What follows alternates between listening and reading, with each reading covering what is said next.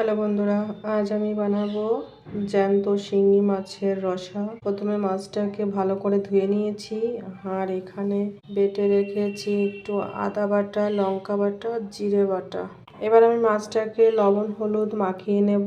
কড়াইটা বসিয়ে দিয়েছি, দিয়ে দেব পরিমাণ মতো সরিষার তেল। কড়াইতে আমি সরিষার তেল বসিয়ে দিয়েছি। তেলটা গরম হয়ে গেলে মাছটা আমি ভেজে নেব। তার আগে আমি মাছটাকে লবণ হলুদ মাখিয়ে নেব। মাছটাকে লবণ হলুদ মাখিয়ে নিয়েছি, তেলটা গরম হয়ে গেছে।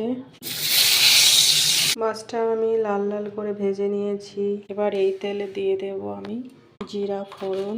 এখানে আছে দেখো আদা বাটা, জিরে বাটা, লঙ্কা বাটা, আছে হলুদ, আর আছে পরিমাণ মতো লবণ। সমস্ত মশলাগুলো এবার আমি তেলের পরে ছেড়ে দেবো। মশলাটা আমি দিয়ে একটু জল দিয়ে মিশিয়ে নিয়েছি। এবার ভালো করে মশলাটাকে আমি কষিয়ে নেব।